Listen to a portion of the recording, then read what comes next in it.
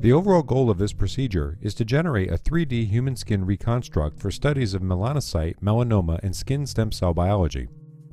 This is accomplished by first coating an insert of tissue culture trays with neutralized bovine collagen.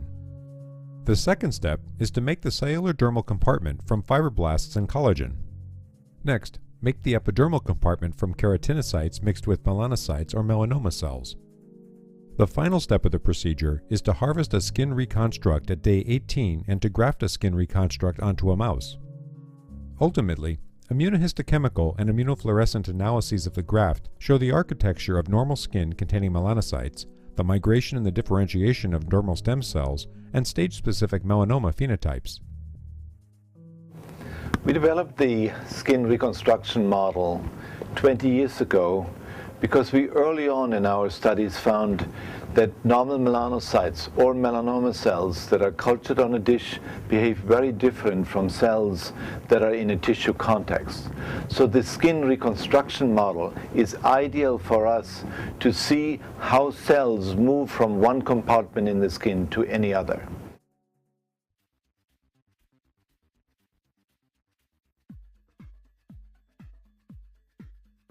Place the previously prepared acellular layer collagen mixture on ice and then add 1 milliliter of the straw yellow solution into each insert of a 6-well tissue culture tray. Incubate the tray for 30 minutes at room temperature to allow the gel to solidify. During this time, the solution should change in color from yellow to pink. While the gel is solidifying, trypsinize human fibroblasts from their culture flask with 0.25% trypsin EDTA.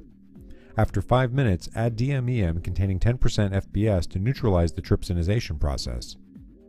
Collect the detached cells by centrifugation for 5 minutes at 200 G at room temperature and then resuspend the cells at 4.5 times 10 to the 5th cells per 1.5 milliliters DMEM supplemented with 10% FBS.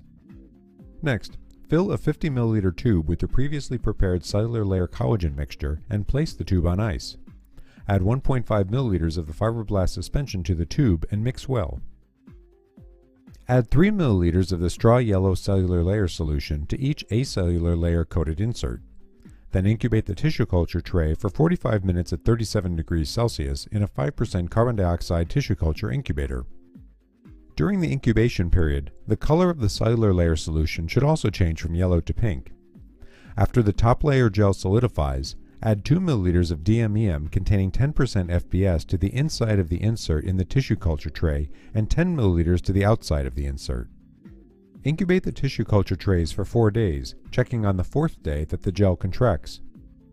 On the 4th day of incubation, aspirate the medium from both the inside and outside of each insert. Add 2 milliliters of wash medium to the inside and 10 milliliters to the outside of the inserts to wash off the regular serum. Then incubate the trays for 1 hour at 37 degrees Celsius.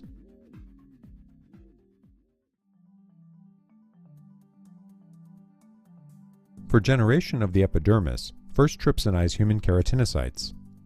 Then, after 5 minutes, use soybean trypsin inhibitor to neutralize the trypsin. After spinning down the detached cells at 200 G for 5 minutes, resuspend the cell pellet at 4.17 times 10 to the 6 cells per milliliter in skin reconstruct medium 1. After the keratinocytes have been harvested, trypsinize human melanocytes for 1 to 2 minutes.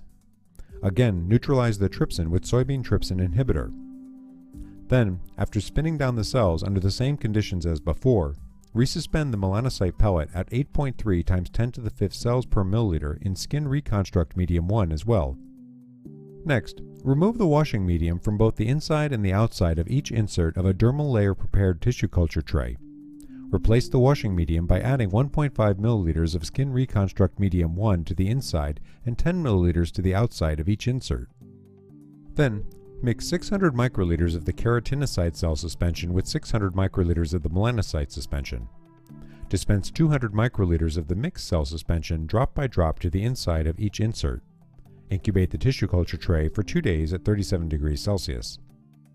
After incubating the cells, aspirate the skin reconstruct medium 1 from both the inside and the outside of each insert, and then add 2 milliliters of skin reconstruct medium 2 to the inside and 10 milliliters to the outside of the insert. Then incubate the reconstructs for another 2 days at 37 degrees Celsius. After the second 2-day incubation, Aspirate the Skin Reconstruct Medium 2 from the inside and the outside of each insert. Now add 7.5 milliliters of the Skin Reconstruct Medium 3 to only the outside of the inserts. Place the reconstructs back in the incubator and change the Skin Reconstruct Medium 3 every other day until day 18.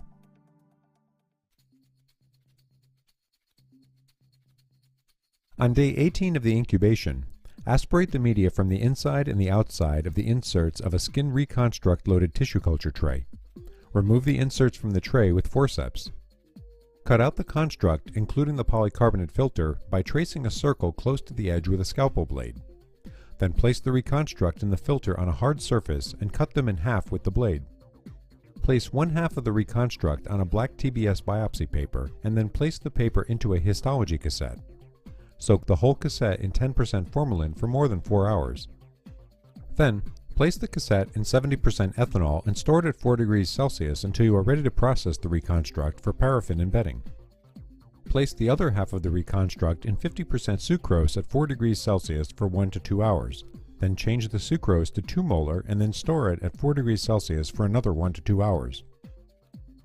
Fill a base mold halfway with optimal cutting temperature freezing media, or OCT.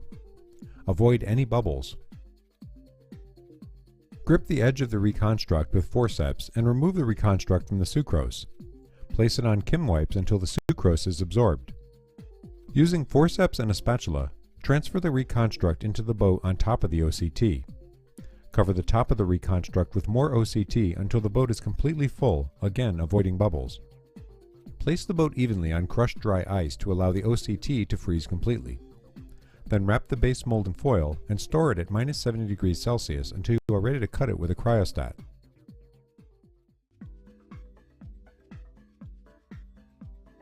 To prepare for grafting a skin reconstruct on a mouse, fill a container with liquid nitrogen and add 5 milliliters of DMEM to a 50 milliliter tube. Fill a beaker with 600 milliliters of tap water and place the beaker on top of a hot plate to warm. Then, select a female skid hairless outbred mouse around 6 weeks in age. After anesthetizing the mouse with isoflurane, use a nose cone to maintain the anesthesia throughout the procedure. Apply sterile ophthalmic lubricant and provide heat support to prevent hypothermia. Next, clean the mouse skin with compound benzoin tincture and alcohol prep swabs. Mark a line on top of the mouse back to keep the same position for later suturing. Cut a round wound bed on the mouse back using iris scissors and forceps, and then cover the wound bed with sterile gauze sponges. Put the round mouse skin in the 50 milliliter tube of DMEM.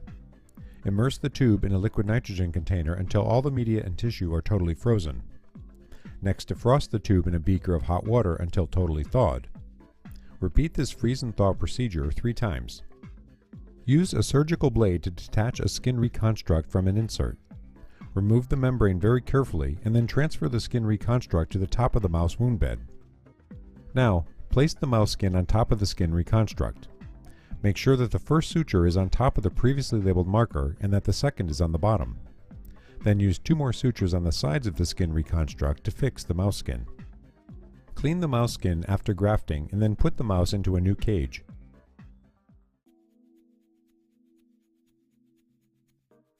At day 18, the epidermis of skin reconstructs is composed of stratified keratinocyte layers. The undifferentiated basal layer and sequentially differentiated layers are vertically oriented. Staining the section of reconstructs with the melanocytic marker S100, as indicated by the black arrows, shows that melanocytes are aligned in the basal layer of the epidermis and communicate with multiple keratinocytes through dendrite extensions. The dermal compartment contains fibroblasts embedded in a collagen type 1 matrix. Deposited collagen 4 indicates the basement membrane, which separates the epidermis from the dermis. The following figures illustrate how multiple layers of keratinocytes in the epidermis are developed. When dermal stem cells, labeled with a GFP lentiviral vector, are embedded with fibroblasts in a collagen type 1 matrix, they migrate to the epidermis and differentiate into melanocytes.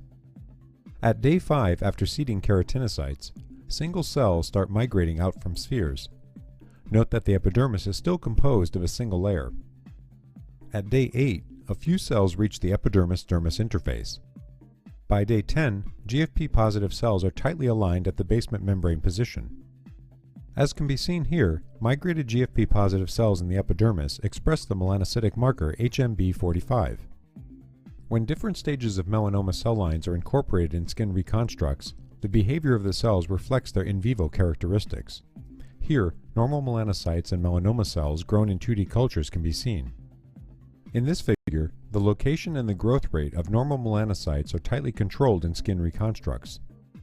As seen here, radial growth phase primary melanomas proliferate predominantly in the epidermis, whereas vertical growth phase melanomas grow invasively into the dermis as seen in this figure. Finally, the way that metastatic melanomas aggressively invade deep into the dermis can be seen here.